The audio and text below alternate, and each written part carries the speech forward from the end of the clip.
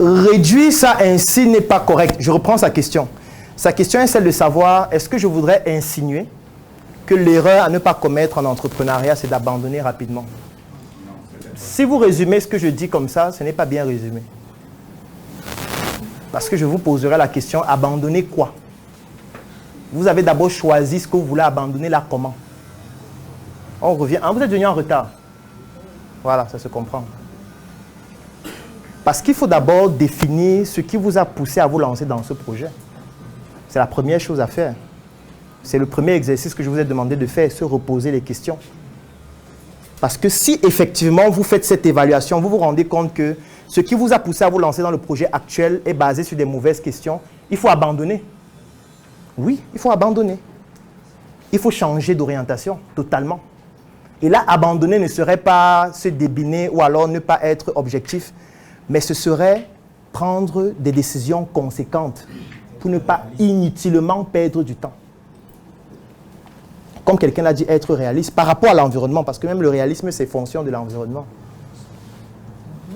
Parce que moi, je vais prendre un exemple. Nous, on voulait fabriquer les voitures. Mais à partir d'un moment donné, on s'est dit, il faut arrêter. Et est-ce qu'avoir abandonné ça, ça veut dire qu'on n'est pas déterminé, on n'est pas les entrepreneurs? Non, c'est qu'à un moment donné, tu analyses l'environnement, tu te rends compte que ça, il faut arrêter. Parce que, compte tenu de notre environnement, de nos ressources, de nos forces, de nos faiblesses, il ne faut pas continuer ça. Il faut se concentrer sur autre chose. Et dans ce cas, abandonner serait légitime. Parce qu'il ne faut pas confondre abandonner. Moi, quand je parle des voitures, on a abandonné. Je ne sais pas si vous comprenez ce que je veux dire par abandonner. Je veux dire qu'il n'y a plus ce projet, c'est définitivement arrêté. Il n'y a plus de voitures à fabriquer. En tout cas, plus pour le moment, au moins pour plusieurs années encore. Alors que vous êtes dans la même activité. Vous avez juste analysé vos résultats.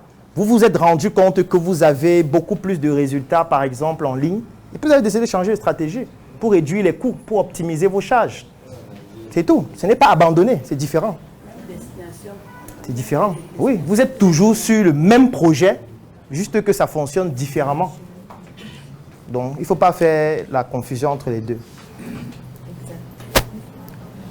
Donc, 1. On se pose des bonnes questions par rapport à son objectif, par rapport à ce qu'on veut réaliser, par rapport à la réussite telle qu'on la définit soi-même. 2. On réfléchit quelles sont les actions à mettre en place correspondant à ces objectifs. Et 3. Lorsqu'on commence à mettre en place ces projets, on considère la réussite donc comme cette destination où les erreurs vont être ce qu'on appelle des points d'ancrage. Et comme ce sont des points d'ancrage, ça veut dire qu'on ne doit pas s'arrêter là. On doit pouvoir aller au-delà. Et pour aller au-delà, il faut anticiper sur le maximum d'erreurs qui pourraient survenir. Et anticiper nécessite donc de se poser des questions avant sur ce qui pourrait arriver. Si on prend l'exemple de la dame, vous ouvrez une boutique. Vous vendez quel type de produit?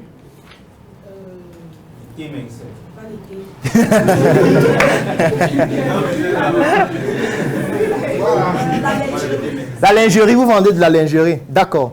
Quelqu'un qui ouvre une boutique de lingerie, quels sont les événements qui pourraient survenir et qui ont la probabilité de faire que l'activité s'arrête? On peut avoir quoi? Oui, on peut avoir une contingence externe comme la Covid qui fait que voilà, votre activité, du moins votre boutique, vous êtes obligé de la fermer. Encore que ça pourrait continuer en ligne. Quoi d'autre? Oui, on peut avoir la concurrence. Quoi d'autre?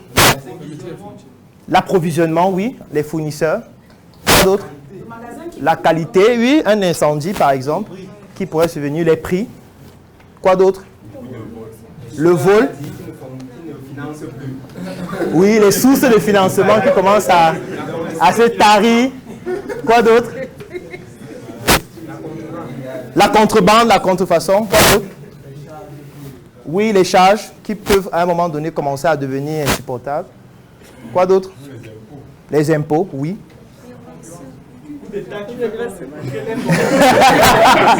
Oui. On met ça dans les contingences externes. Oui, là, il a parlé de l'incendie. Oui, on a parlé de la concurrence déjà. Quoi d'autre? Pardon? Je n'ai pas bien compris. Les préventions. C'est-à-dire? Oui, c'est ce que nous sommes en train de faire. On essaie d'abord de les lister et ensuite on va voir comment anticiper. Oui, le promoteur peut mourir. Quoi d'autre? Quoi?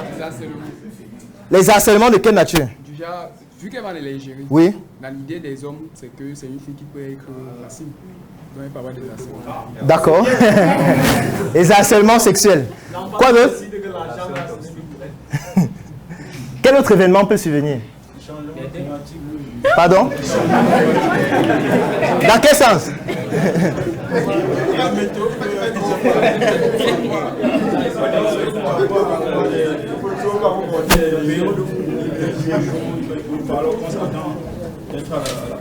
Oui, en fonction de l'activité, c'est possible aussi. Quoi d'autre?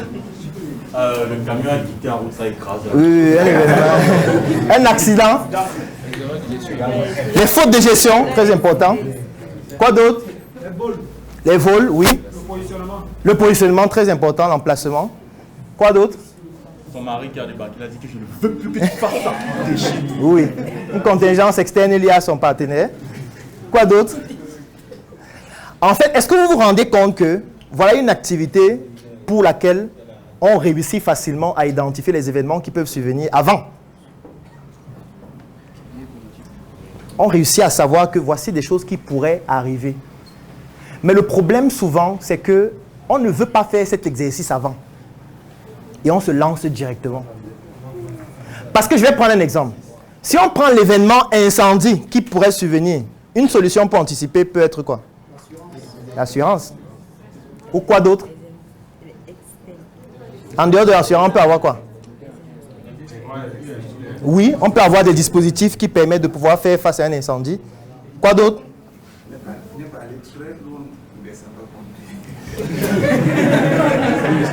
Ça dépend de l'environnement dans lequel on est.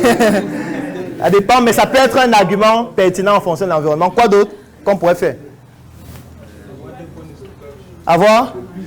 Oui, plusieurs points de stockage, oui, possible. Quoi d'autre? Oui? Choisir le bon emplacement parce qu'il y a parfois des bailleurs qui trafiquent beaucoup avec le courant. Exactement, ça c'est très important. Les trafics de courant électrique, oui? Je dirais même d'avoir des ennemis susceptibles de mettre le feu. Tu les Comment on va faire ça?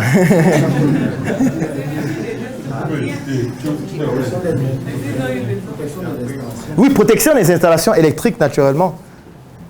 Quoi d'autre? Oui, ça entre dans la même remarque qu'il a eu à donner, c'est-à-dire de professionnaliser la manière d'effectuer les installations électriques ou alors au moins de faire un diagnostic pour pouvoir corriger cela. Quoi d'autre?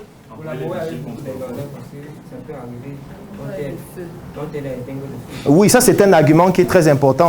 On appelle ça les solutions sociales. Donc, pouvoir faire en sorte que dans votre environnement, vous puissiez cultiver une certaine empathie, vous soyez quelqu'un de sociable, de telle sorte que si un événement survient, qu'il y ait des personnes qui pourraient être capables de vous porter secours. C'est très important. Parce que si vous voulez montrer que j'ai ma boutique, que je ne gère pas les gens, je gère dans ma boutique, quand il finit, j'entre dans ma voiture et sort. Quand il y a l'incendie, chacun chez lui vend normalement. Donc, il ne veut même pas comprendre ce qui se passe là-bas. Tu vas aussi éteindre le feu seul, comme tu entres souvent dans ta voiture seul. Oui, c'est un élément important. Quoi d'autre? Des vigiles, oui. C'est-à-dire?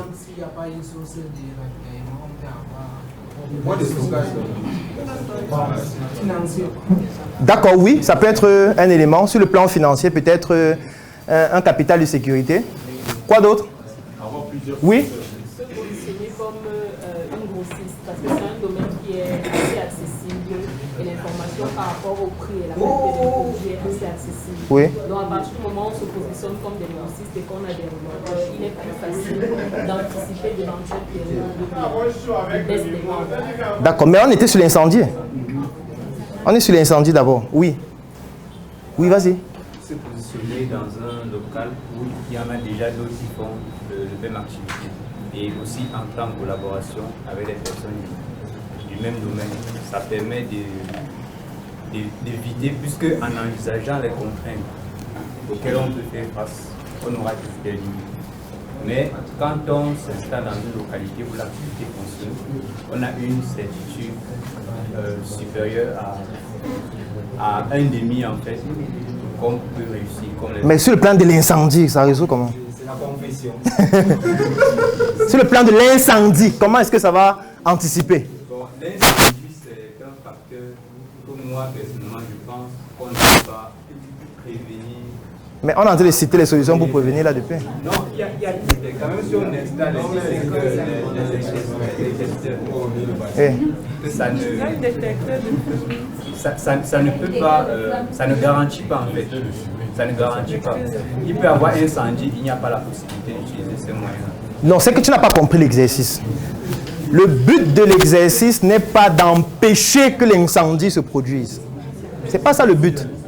Le but, c'est de réduire la probabilité que ça se produise et de savoir intervenir de manière efficace lorsque ça se produit et de pouvoir obtenir, après que ce soit produit, des éléments qui vous permettent de rebondir dans votre activité. Voilà les 3 objectifs. 1. Comment je fais pour réduire la probabilité qu'il y ait un incendie? On a cité plusieurs solutions. Lorsqu'il y a déjà l'incendie, qu'est-ce qu'on fait? On a cité plusieurs solutions. Et quand l'incendie a fini de tout ravager, qu'est-ce qu'on fait? On a cité plusieurs solutions. Donc le but n'est pas d'empêcher totalement qu'il y ait un incendie, ce qui mathématiquement n'est pas possible, mais on peut réduire la probabilité que ça survienne. Tu vois? Il y a des dispositifs anti-incendie. Moi, je prends peut-être l'exemple dans notre boutique qui est appelé, il y a un dispositif anti-incendie qui nous a même poussé à refaire le plafond 2 fois, ce qui a coûté excessivement cher. Parce que si aujourd'hui il y a un incendie qui se produit dans notre boutique, il y a l'eau qui va s'activer automatiquement pour éteindre l'incendie, sans qu'un être humain n'intervienne. Parce qu'il y a un dispositif qui non seulement permet de détecter le feu, et en fonction de la nature de la flamme, provoque directement la production d'eau qui pourrait permettre de réduire considérablement la flamme, en plus du fait que c'est assuré encore totalement. Ça veut dire que même si le dispositif est défectueux et que la boutique brûle totalement, c'est totalement assuré aussi. Donc, c'est des choses qui sont possibles, au lieu de n'avoir rien. Soit au lieu de n'avoir rien. La mission est simple. Voici une arme capable de changer le mindset du continent africain. Détruire l'obésité de l'inconsistance intellectuelle dans laquelle se cache le coffret VIP. Il possède une arme contenant 200 heures de formation et 8 ans d'expérience entrepreneuriale. Recevez le pouvoir de devenir une meilleure version de vous-même. Armez-vous de cette clé pour une réussite entrepreneuriale.